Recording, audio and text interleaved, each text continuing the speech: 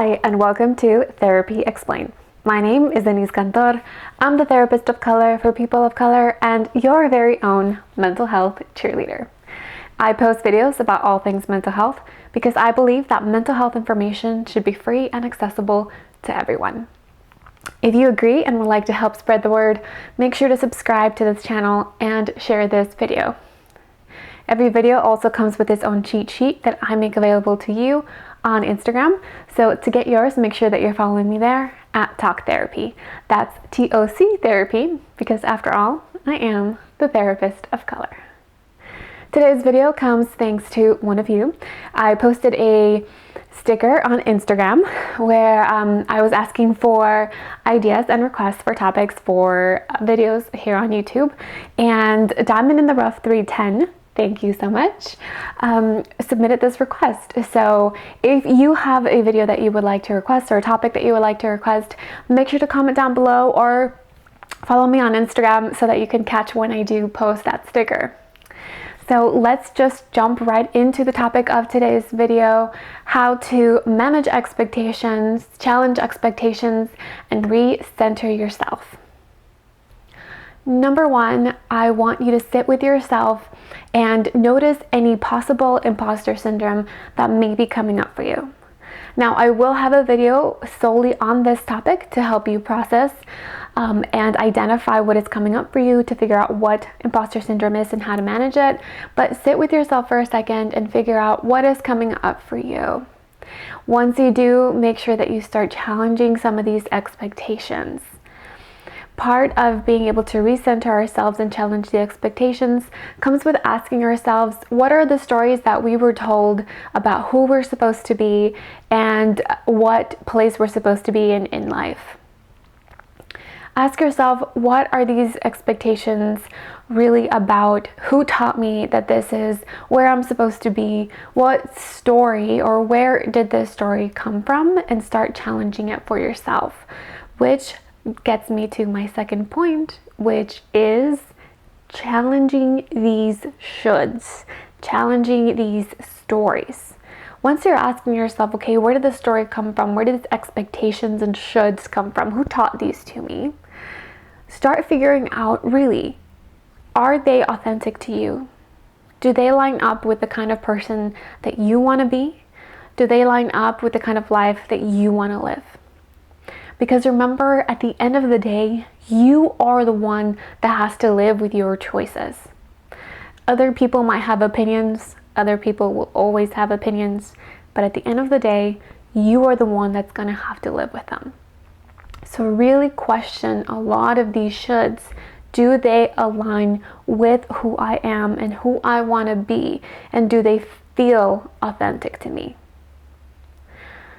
Now, you might be asking yourself, I'm not sure, because I've been told my whole life who I'm supposed to be. I'm not sure what feels authentic to me. I'm not sure what aligns with me. So this will be my third point, which is making a values list. Take some time to reflect on the values that are important to you. Make a few lists, perhaps search on Instagram, search on Pinterest for some ideas for some values, and pick out the ones that resonate with you. Some values can be like family, trust, communication, love, being a hard worker, dreaming big, being a good parent. Whatever it is that the values that pop out for you, that feel good to you, that feel true to you, write those down. This will help you have a place to start for everything else.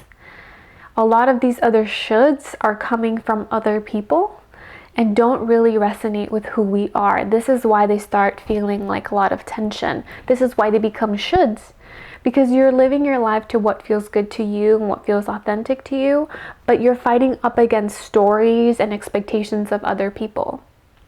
So when you sit with yourself and create a values list, it's a lot easier to be able to take this should and compare it to your list. Other people think that I should just be productive and working all the time.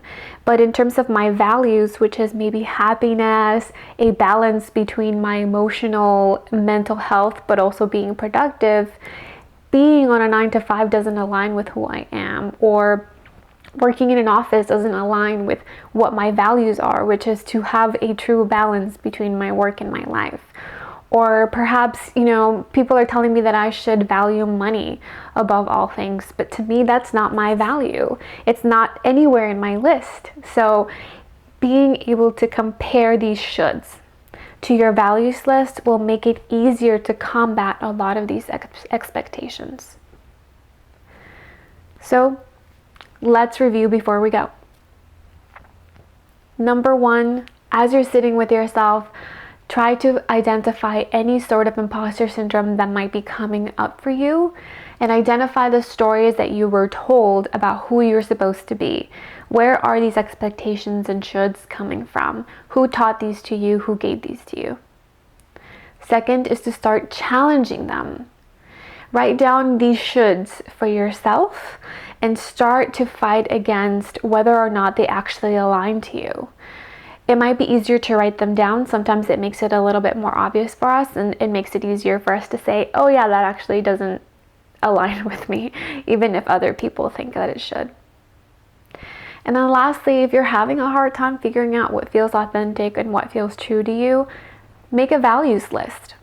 Actually write this down, and then have maybe even a shoulds list that you're telling yourself, and compare the two.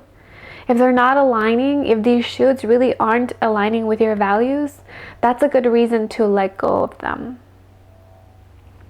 Remember that progress requires practice. So if you do put any of these tips and tools into practice, make sure to comment below and let me know how it went. Or perhaps there's something that you've already tried that works for you. Please make sure to comment below and let us know. We might find that very helpful. If you found this video helpful, useful, or if you feel that you learned something, please give it a thumbs up. It really helps me a lot.